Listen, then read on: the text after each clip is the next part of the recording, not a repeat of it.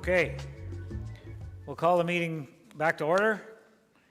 We'll move down to item 36 on our capital budget decision units.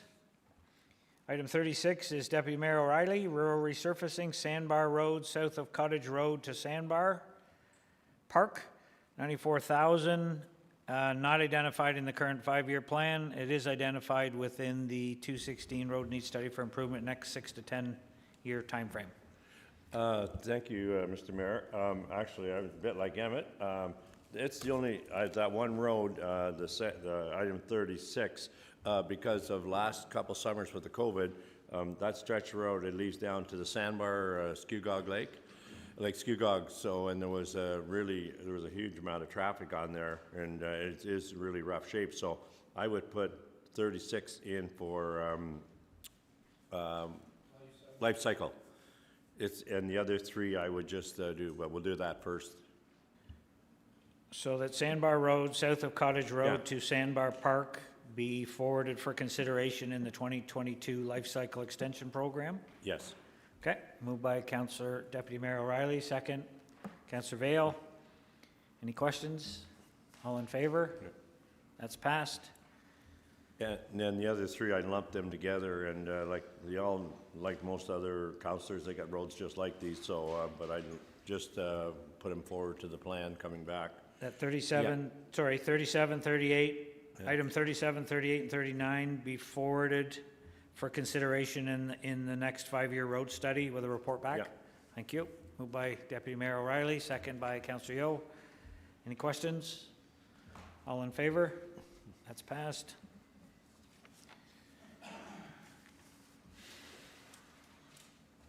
What are we on, 40? Okay, 40 is Councillor Ashmore, sidewalk, Queen Street. Sidewalk, Queen Street, see below, Queen Street, 28,000. Did we not deal with this? We did.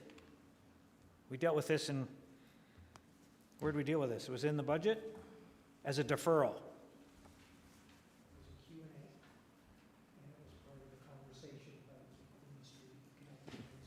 Queen Street connection. For clarification, it's not in that section that would potentially be under the connecting links. It's further to the east. Yeah. So are you satisfied with the answer in the report? Could I have it in the 5-year or at least 2 to 3 year plan? It is a liability. We don't have a 2 to 3 year plan. Okay. I guess I'm, so I guess what they're trying to do by these two, and I'm a little, because when do we put a sidewalk in a roads needs study? But maybe down below it says Queen Street from King to Mary Street. It's when they do that road, reconstruct that road, then maybe they would be looking at doing the sidewalk at the same, I'm not, is that how that works? Director's saying yes. So it's reconstruction, so the sidewalk would be part of that. So doing the sidewalk by itself doesn't make any sense. So I think what I would suggest, if you're okay with, is take those two, and the same as the other ones, let's refer them for consideration in the next 5-year roads plan, and make sure that sidewalk is included as part of the reconstruction. Oh, okay, that's fine. There's also an issue with the culvert at that stop sign as well, but if that could be included in it as well. I think if they're reconstructing the road, they're probably, I would assume the culvert would be part of that, but go ahead, Ron. Sorry, maybe just to clarify, Mr. Mayor. So item number 40, as I understand it, I think the response back is assuming it was part of the Queen Street scope of work for reconstruction. I believe the councillor is suggesting it's outside of that area boundary, so should be dealt with under the sidewalk rehabilitation program separate from roads. So similar to the other items, it could be a report back as part of that sort of overall redevelopment in Omemee, but it really should come separately under a sort of update on the sidewalk program and future inclusion. Is that? Just clarification, yeah. It's the Connecting Links program it doesn't fall within the geographical area of the Connecting Links, because the Connecting Links, the farthest east that it goes will be the bridge on Highway 7. This is east of Highway 7, so if if there's a project for Queen Street, then it should be included in the whole Queen Street reconstruction. You know me then. So I'm just not sure when that Queen Street, Well, it says from King Street to Mary Street in Omemee. So is that within the section where the sidewalk is? Because yeah, that's the section where the worst situation is right there, yeah. And it's not a very big section. are you here to help us, Director?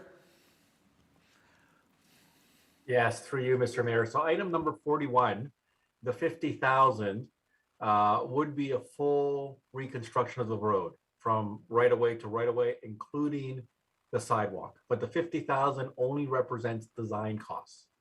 And obviously, when we reconstruct and urbanize that road, the sidewalks and the boulevards will be part of that design cost. If you want to rehab the sidewalk independently of the reconstruction, it would cost 28,000 to put in a temporary sidewalk, let's call it.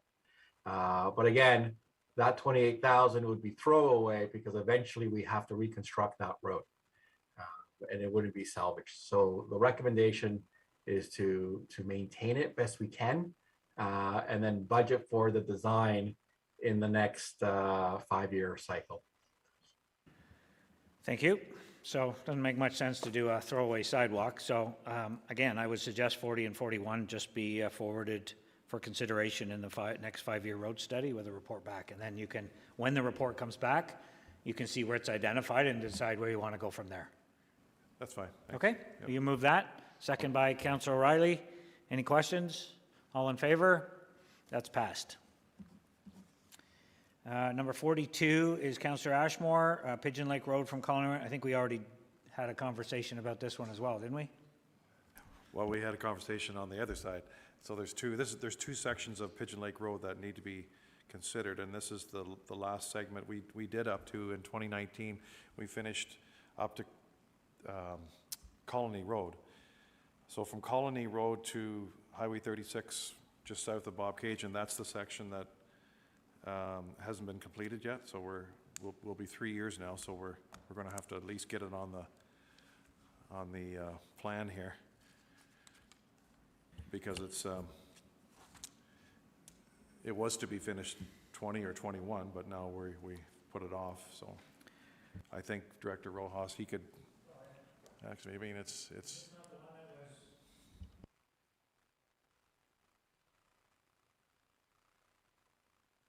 the other direction. That's the direction towards Lindsay. Begin to,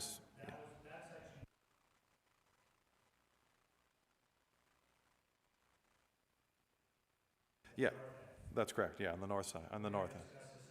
No, we haven't.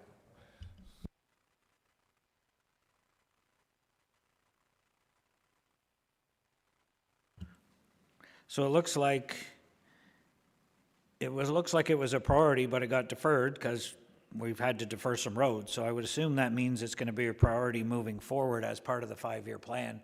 Director, do you want to comment on this section of road where you see it fitting as a priority? Yes, through you, Mr. Mayor. Again, this was there was a section of road that was deferred due to budget constraints. It would fit in. I would be brought forward in 2023 should council not wish to fund it now as a decision unit. Thank you. So it looks like it's a priority for 2023. Okay? 43 is Councillor Elmsley, urban arterial resurfacing, West Street South from Lindsay Street to Wychwood. 125,000 estimated cost assumes resurfacing. Reconstruction would require design and an EA as a phase 1 with construction occurring as phase 2. Section is not identified in the current 5-year plan, identified within the roads needs study for improvement in the next 6 to 10 year time frame. So a couple of questions, Mr. Mayor. Is 125,000 the cost to do an EA and design? Director Rojas, you want to, probably should stick Yes, with us for a few minutes. Go ahead. You hear the question? I did. So thank you, Mr. Mayor, through you. So no, in this case, the 125,000 is to do the resurfacing. But in order to urbanize it and fully reconstruct it, we would have to do an EA and design. But the 125 identified here is strictly to resurfacing. That's why it's under the urban arterial resurfacing uh, So, proposal, if approved. yeah. In that case, Mr. Mayor, do you know what the cost of design and an EA would be on that road? So this would be a Class B municipal Class EA, and they're typically in the neighborhood of say 200,000 for the EA and detailed design. So the EA and design is gonna cost 200,000 and the resurfacing is gonna cost 125? Correct. So the resurfacing is again just a Band-Aid. It's an overlay. The detailed design would urbanize it, widen the road. We probably don't have to get into property, but we would have to look at it. There'll be several meetings, and then put it. So again, the low end would be 100,000. The high end would be 200,000 So it's two different for programs. Sorry, Director, so it's two different programs he's suggesting. If they do the resurfacing, they can do an overlay for 125,000. If you want to do, if it's a whole reconstruction of the road, then it requires the EA and everything else. So this 125 is just for the overlay resurfacing of the road, not the in-depth widening and everything else. So two different programs. Well, it needs the full enchilada. This is a high-traffic road that goes to the Fenelon Industrial Park, and it has very heavy trucks on it all the time, and the road gets beat up to a fairly well. So if it means waiting a year or two to get it done properly, I'm happy to wait the year or two. I was going to suggest doing the design in EA in 2022, but at $200,000, it's a bit rich. So what do you want to do? Well, the same as the others. Let's get it into the next 5-year plan. So that West Street South from Lindsay Street to Wychwood, the EA and design portion of the reconstruction be forwarded for consideration in the next 5-year roads plan? Yep. And a report back, okay. Second by Councillor Yeo. I think you've spoke to it. Any questions, comments? All in favor? That's passed, thank you. 44 is Councillor Elmsley, urban arterial resurfacing, Queen Street from Coburn to the end of Queen Street, 65,000. It sounds like the same conversation. Estimated cost assumes resurfacing. Reconstruction would require design and an EA as phase one. So same two different programs, so. And so what would the cost of this one be? The same, 200,000? And why are we suddenly required to do an EA on these urban roads? I never understood we had to do them before. Probably because it's a reconstruction, but let's, Director, did you hear the question okay? I did. So through you, Mr. Mayor, so we're always required to do an EA, even for maintenance projects. There are different categories of EA. So our typical reconstruction of roads are usually a category A and B, or sorry, category A and A plus, which are pre-approved. You have to have some minor consultation, but that's about it. Once you start urbanizing the road, adding widths, adding lanes, and adding turn lanes in particular, then it kicks it up to Schedule B.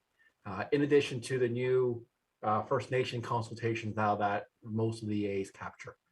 Now, having said that, there are changes to the Municipal Class EA Act coming that the Municipal Engineers Association are undertaking, so that might change again. So that's the reason behind it. Due to additional consultation requirements, potential land, and widening the roads, we typically do an EA for a full-born road reconstruction. On the overlay side, it's still an EA, but it's pre-approved, so you don't have to do anything but give out notice. So it's more maintenance orientated. So that's the distinguishing between the two. And again, an EA would run you. We could do them for about 100,000, but it's the process that runs through it. Again, assuming that minimal to no land is required. Not to be argumentative, Director, but Queen Street is a dead-end street. It's about 3 blocks long, and we don't need to acquire any land. It has a sidewalk on one side, but essentially it's a rural road. It's not an urban road. So to redo it, I'm not understanding why we would have to do all that. Why don't you just resurface it then? 65,000, you can resurface it. You don't have to do the EA or reconstruct it. I'd be fine with that. So it's not in the budget, it's a decision unit for 65,000. Are you proposing, you can ask that it be put in the budget on the tax levy, or you can say that it go into the next consideration, the next 5-year road study as a resurfacing project, so staff know where to bring it forward. Yep, I'm fine. Let's do that. Which one? Let's do the resurfacing in the next 5 years. Okay, so Queen Street from Coburn to the end of Queen Street be brought forward for consideration in the next 5-year road study as a resurfacing project and a report back. Moved by Councillor Elmsley, second by Councillor Yeo.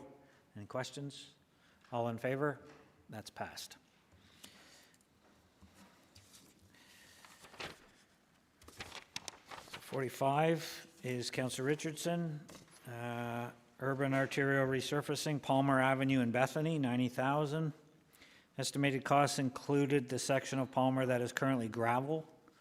Section is not identified in the current 5-year plan, and it is identified in the next 6 to 10 years. So similar to the other ones. What do you want to do? I'm going to speak to this, looking for some support. So Palmer Avenue, entrance and exit both are 7A, and it's a hamlet area of Bethany, but half the road is paved and the other half isn't. So the other half that isn't is on a slope, and every time it rains, it washes out completely. So to me, being in a hamlet area and this condition keeps worsening all the time, I know it's in our low-volume gravel roads. If we get that additional OSIF funding, could it be one that would be prioritized? What additional funding, sorry? Well, if we get announcement about the OSIF money. The OSIP? Well, we're talking about applying that to that gravel program citywide, the $6 million project. It's a tough thing to ask until we know what the amount we're going to get, right? Right. So I'll ask to put it in the life cycle, consideration for life cycle then. So that Palmer Avenue in Bethany be forwarded for consideration in the 2022 Life Cycle Extension Program? Okay. Moved by Councillor Richardson, second by Councillor Elmsley. Councillor Dunn, you had a question? Yeah, I'm just a bit confused because when I read the description here, it says half gravel, half pavement.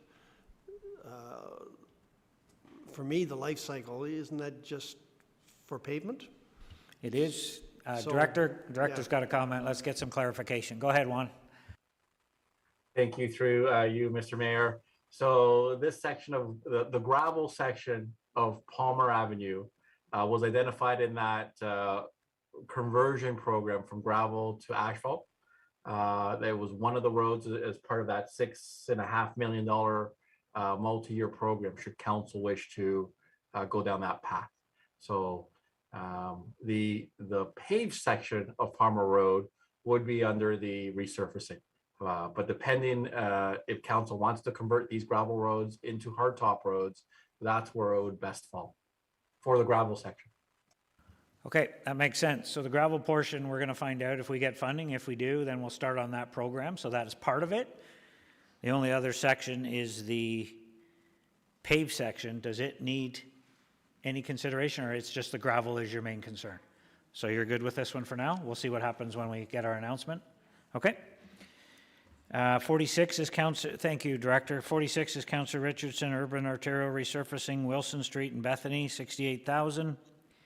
Estimated cost does not include Gore Street, which is at the end of Wilson. To include Gore, an additional 15,000 is required. Again, not identified in the 5-year plan, but identified within the next 6 to 10 year time frame starting. Okay, I'm going to speak to this one, and this is one that I would like to put on the tax levy, and I'll tell you why. So this is the hamlet area behind the main street on 7A. This is the entrance for the back lots of the stores that are located on this, in the hamlet, and they've had an expansion back there this year, so they got the loading trucks off Highway 7A, which was a danger issue, so now they're on the back road. This is also where the local church is, and this is also where their community center is, because Bethany's never had a community center, so what the church has done is changed their bottom of their basement into a community hub. So, and when you go down this path, on these roads right now, I have a lot of seniors that are, you know, going to church and are using walkers, and the road is completely washed out. We have a drainage issue that we fixed coming off of Ski Hill Road, but now fixing that has created more flooding when it comes to this entire smaller part of the hamlet area. So it really needs some dire need now. So I'm looking for tax levy on this one. So you're asking that Wilson, you'll make a motion that Wilson Street in Bethany, now should it include Gore Street? Wilson Street in Bethany, including Gore Street, for $83,000 be added to the 2022 urban arterial resurfacing capital budget? That's your proposal, including Gore. Moved by Councillor Richardson, second. Councillor Helmsley, thank you. Any, want to speak to it? Go ahead. Yeah, I had a question through you, Mr. Mayor. I thought I heard the councillor say something about George. So is George just Gore Street misspelled, or is there actually a Gore and a George? I want to put 46 and 47 together, but include Gore. That's in the staff comments. Right, okay, that's what I thought I heard, so it's actually $113,000. Okay, I did not hear that, thank you. So your promotion then that Wilson Street in Bethany, including Gore Street and George Street in Bethany, for a total amount of $113,000, be included in the 2022 capital budget under urban arterial resurfacing and funded through the tax levy. Moved by you. Are you still okay seconding that, Councillor Helmsley? Still seconded by Councillor Helmsley. Any other questions? All in favor? And that's passed.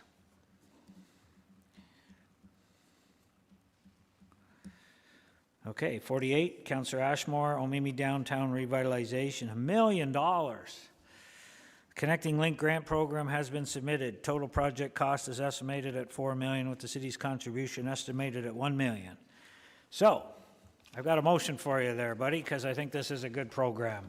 We've got our Connecting Links being applied for, and if you want to move a motion that 1/3 of the cost of the Omimi Downtown Revitalization to a maximum of $1 million be funded from the Capital Contingency Reserve, contingent on the city receiving grant funding for the remaining 2/3. Is that what you're looking for? Yeah, that's Okay. fine. I just wanted to make sure we got it out of the right reserve because I had a meeting with Director Rojas, but if that's what Well, it don't is. worry about Director Okay. Rojas. We Well, got to it's talk to the money people here. So, any extra funding from Director Rojas's projects go into the Capital Contingency Reserve. So that's where we're proposing it come out of. So same result, different way to go about it. So, are you seconding it, Councillor Yeo, or let me get a seconder before? I will second it with some confirmation on the numbers. You were talking 1/3, but it's actually 1/4.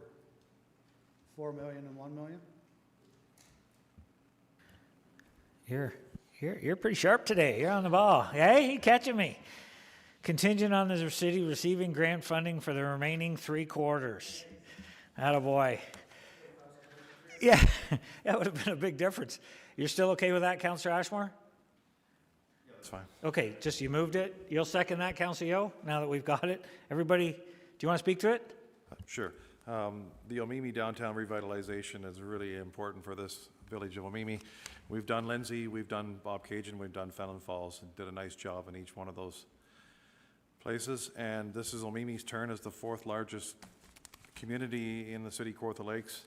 I've met with, just recently with Director Rojas and Manager Found, and I've seen the application and it's been submitted. Now, it's basically for a $1 million investment, you're getting $4 million back. Director Rojas, if I could, Mr. Mayor, I'd just ask him to comment on that because he can verify the investment that we're doing here and tell council that it's well worth the investment, if I could get his comments. Thanks. Go ahead, Director. So thank you, through you, Mr. Mayor. Yes, Manager Found and I did meet with the councillor in relation to the application. The application was submitted, I believe, on the 17th of November, so about 2 weeks ago. We did have some preliminary talk with the province. The application looks good, but obviously they can't give any commitments. They have to wait until all the applications are in to review. We anticipate we'll have a response by March or just prior to March of next year, whether or not we're successful or not. And then I would concur that the, to fund $1 million and get a $4 million project is very efficient. And we will be releasing some additional funds to the capital contingency reserve through the next capital close that finance does, which will then hopefully add to that reserve budget line. Thank you. Thank you. So just for clarification, in the event, if we don't get the full amount we've applied for, Director, or comes in over budget, this will come back to council for clarification on what we want to do with our share of the funding? Correct. All right, so the motion that 1/3 of the cost of the Omemee downtown revitalization to a maximum of $1 million be funded from the capital contingency reserve, contingent on the city receiving grant funding for the remaining 3/4.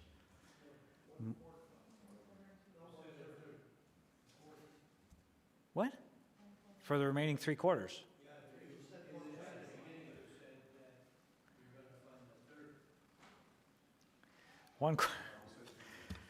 This is what gets me for reading motions. That 1/4 of the cost of the Omemee downtown revitalization to a maximum of $1 million be funded from the capital contingency reserve, contingent on the city receiving grant funding for the remaining 3/4.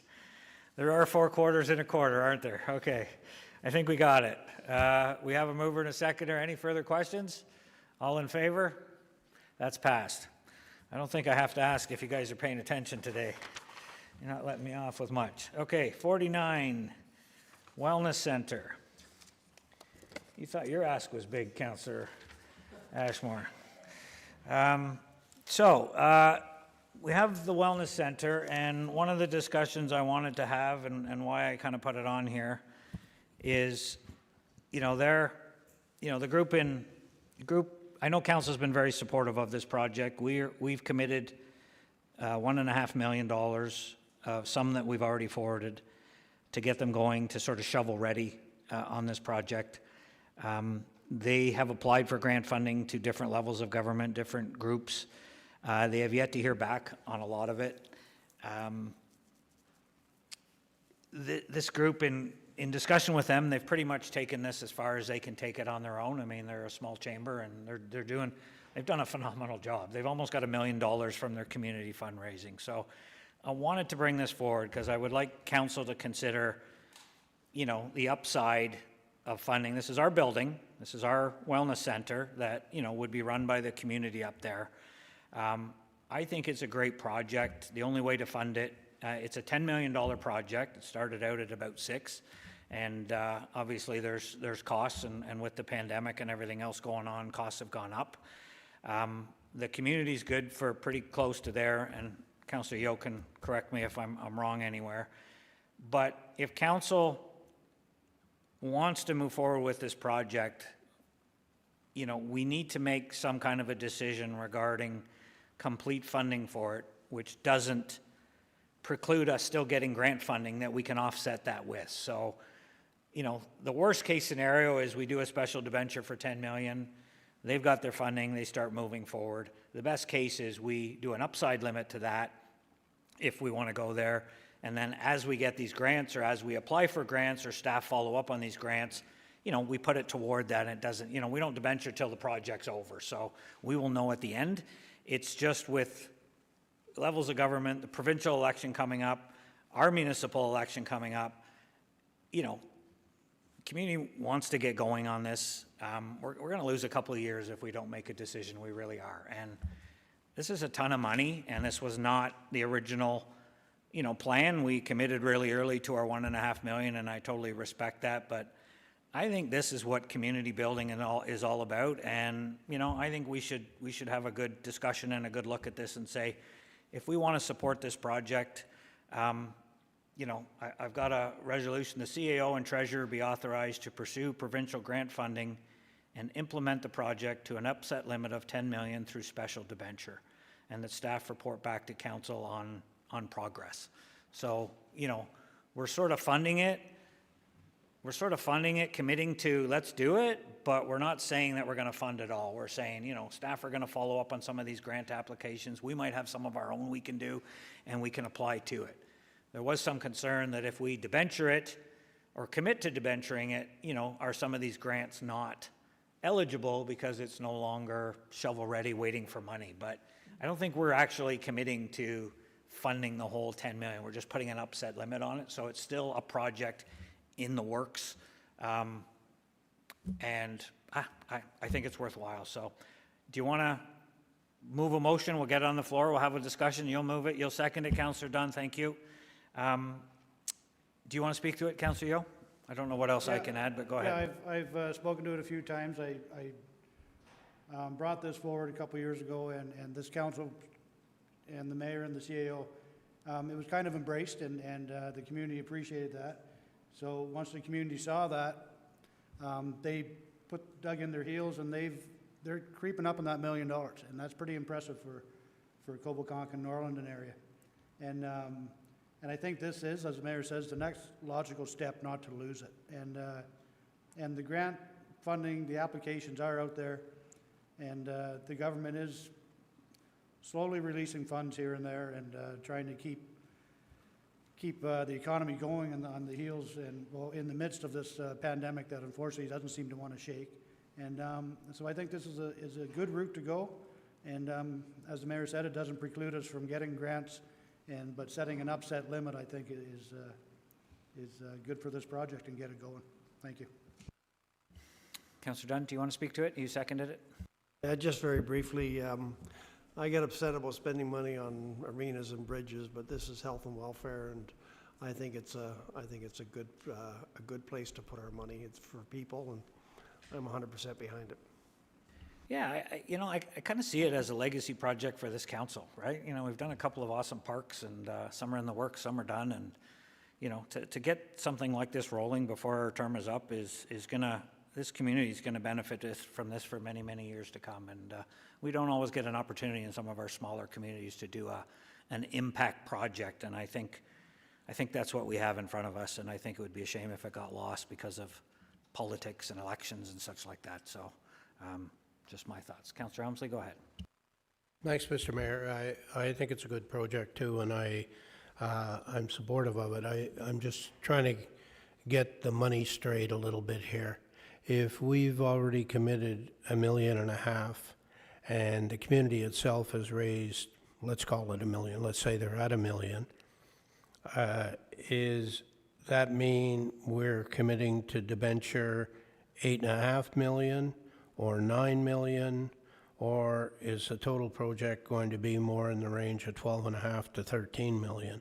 I'm just trying to get an order of magnitude here. I think the total project cost is coming up very close. The last quote I saw was almost $11 million. So we're going back to 10 because they've got $1 million of community funding.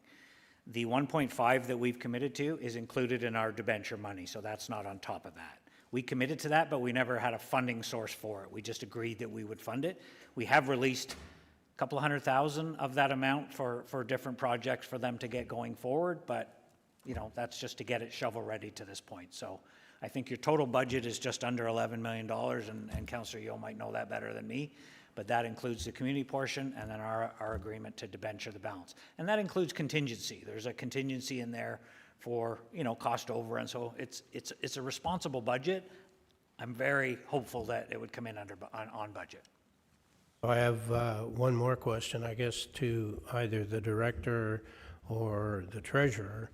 Is the debenture of up to $10 million, what sort of impact does that have on our borrowing limits and on our long-term financial plan. Through the mayor, so we haven't actually come back to council yet with our formal reserve strategy, but the last update that the treasurer did, there was sufficient room within the reserve strategy that we came up with to support this, and the long-range financial plan already had it in there for $6 million, so it would just be the uptick. We can accommodate that. Debenture strategy. Sorry, the debenture You said strategy. reserve Yes, strategy, yes, so yes, yes. debenture I meant the strategy. debt strategy. Okay. Yes, thank you. I got to pay attention too. Okay, any other questions on that? Councilor Riley, go ahead. Thank you. Certainly support the project. I just kind of wondering how it's got from 6 to 11. I realize costs are costs today and everything's cost more to do business. Is there any plans that we do, and what would include an $8 or $9 million? That's just, maybe through Emmett they've had that conversation, and maybe this is, they can only do a $10 or $11 million project. I'm not gonna pretend to know the answer to that. I know the hard costs, a lot of hard costs with dealing with the provincial highway, dealing with the MTO, and getting the sewer line down through that property as well. Entrance off the highway, and if they won't let us do an entrance off the highway, they'd have to come in off of 48, which is a much longer entrance. So there's a lot of different factors. I think the group are instilling in the contingency on the project and everything. So it's, as the mayor said, it's a responsible budget. It's not a budget that's going to come back later and say, oh, by the way, we forgot this. They want to make sure they hit everything the first time. So, and the building itself has, as COVID has done to all of us in the building industry, it has driven costs up dramatically. So, I'll just add, I think the preliminary budget, Councillor, was simply that, a preliminary costing, so they could apply for grants to get it out there, and, you know, they come up with the 6 million, and it was like, this is what we're thinking. Once they got the architect and everybody to sort of dive in on the actual costs and the connection costs and the infrastructure costs at the same time, then I think, you know, it took on a more realistic number. It's not just a medical center. I mean, they're talking about a lot of different facilities in there. It's quite an addition to the community. So, and there is like I think it's a 15 or 20% contingency in there, which, you know, should cover any cost overrun or anything that needs to be done. So, I think it's yeah, it is what it is. I mean, it's better to be looking at that than approving 6 and it comes in at 10, and then now what do we do, right? So. No, thanks for that information. I'm just wondering, I'm sure they've explored everything, so I do speak in support of it for sure. Thank you. Councillor Vail? I was just going to add to it that I think it's important that we remember that this project will affect a lot more than just Cobeconk itself. Like, we're basically talking about all of the small communities in the northern portion of our municipality. And the Cobeconk-Norland Chamber of Commerce has done an excellent job in reaching out to those small communities such as Kirkfield and Woodville, who have smaller medical centers, and having conversations about how we can lump those services together to help each other out. So I think this project is very much needed for the northern rural part of our municipality. Thank you. Anyone else? Everybody clear on the motion? I'll call the question then. All in favor? That's passed. Thank you. Okay, so our next decision unit is water and wastewater, and then we've got some operating decision units and special projects, so we're not going to deal with those today. Let's go back to Cottingham. Cottingham was Councillor Richardson's. We were going to get some costing. Director Rojas, have you had a chance to, item number 24, put together some costing for Cottingham Road, and then we'll see where it goes? Yes, through you, Mr. Mayor. So Cottingham Road from Mount Nebo to Highway 7, the cost of that would be $936,000. Well, I'm glad we caught that. So, what do you suggest, Councillor Richardson? Sounds like it's identified in the 5-year roads, 20 highway condition profiles. So it looks like it'll be a priority for 2023. moving forward? Do you want to just leave it there and follow up for 2023? What do you, unless you got 900,000 sitting around somewhere, and I don't know where that would be. You're okay? So we'll just leave it be then, and it looks like you just work with staff on making sure that it comes forward as a priority in 2023, and okay, so that's item 2024. Baseline Road, so let's go back to Baseline Road. So what was the cost, Director, of Baseline Road, and what's the program? Is it rural resurfacing? Yes, for you, Mr. Mayor, it would be rural resurfacing in the past. There are sections of road that we've done through the life cycle extension, but the section of road between just north of Vivy Road and Monk Road. Now, there is a little couple sections that we did on life cycle in that section, but the majority of that section would be an overlay under urban arterial resurfacing, if approved, but it has a $1.1 million price tag.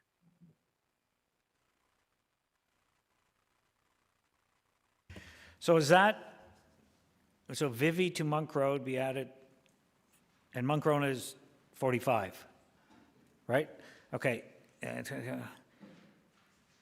So that's just a portion, the north portion of Baseline Road then? That's not all of Baseline, because you said the south portion we did life cycle extension, correct?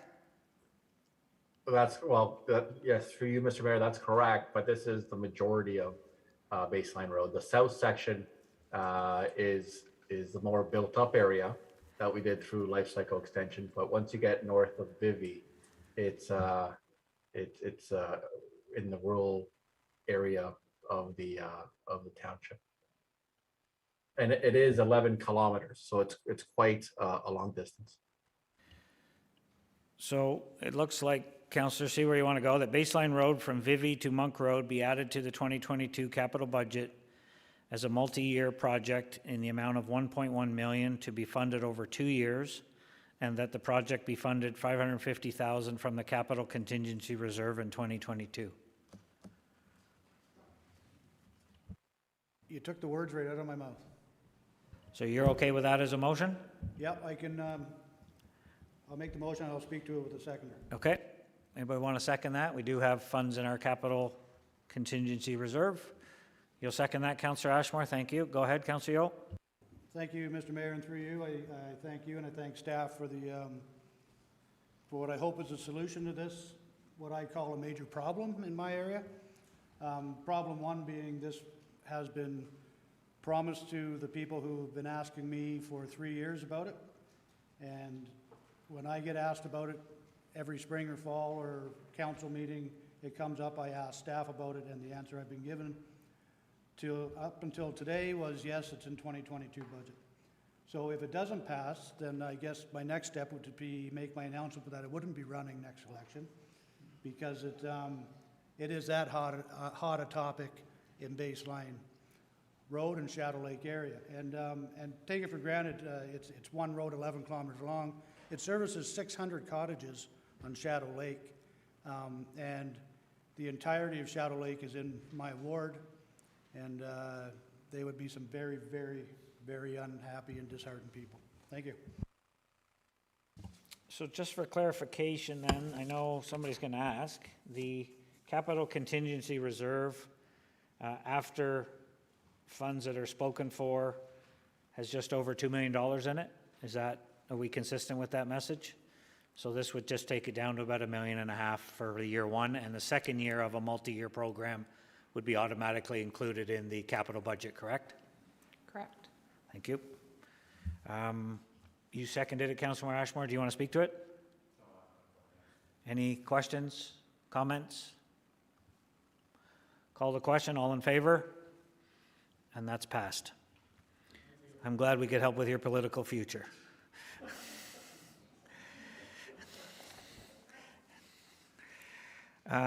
So that was Baseline, Cottingham. Councillor Ashmore, you had a follow-up you wanted to bring forward on Victoria Place. Do you need that back? Thanks. Basically, to have that Victoria Place subdivision be placed in in the queue in the 5-year plan. There was a petition that was circulated and brought to council back in the spring or late winter, I guess it was. And there's 214 homes there. And it hasn't been resurfaced, I don't believe, really since the 1980s.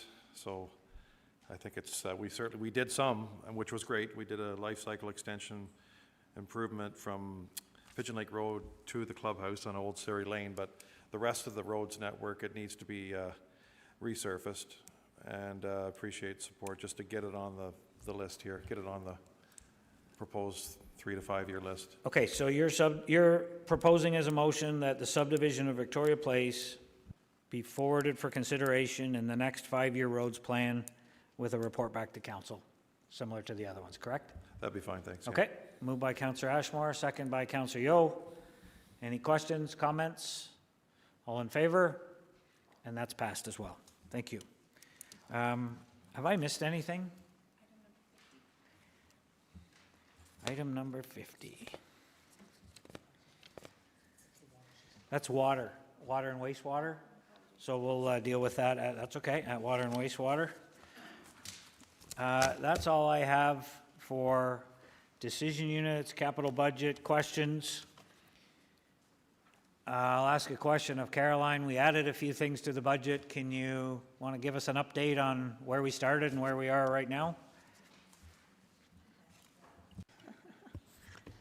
So the capital budget started at 38,690,000. We've added 4 projects for the Manvers Arena, the chiller, the washrooms, the doors, the parking lot and lighting. We added project number 28, which was a roads project, project number 46 and 47, and the baseline road. So what's being added to the capital program, we've got an additional 649,000 coming out of gas tax. We've got the 550,000 coming out of the capital contingency reserve, and we've got the 2 projects being funded from tax levy, which is 264,000. So the previous direction from council to have the special capital levy at 1.5 is now at 1.71.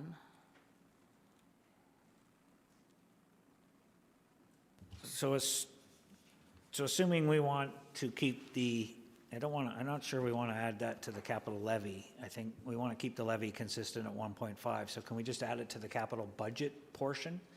So if we go into operating, and don't go crazy on me, just hypothetically, we don't change anything, where did we start today at 4.5% tax Yes. levy increase? And where are we ending, including the 1.5% special levy? So we've added how much to that? You've added 0.21%. So we're at 4.71% 1%. Yeah. going into operating budget. Correct. Okay. Any questions on that?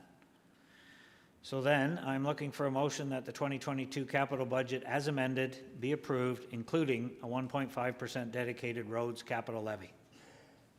Councillor Yeo and Elmsley, any questions, comments? All in favor? And that's passed. Okay. We have our capital budget. You can go home. I think we're done. Thanks, folks. Good discussion. Did I miss something? Hold on. Oh. Confirming bylaw for today's proceedings of the special council meeting of November 30th. Sorry, mover and a seconder. Council Elmsley and Vale, all in favor? That's passed. And a motion to adjourn. Councillor Yeo and Vale, all in favor? And that's passed.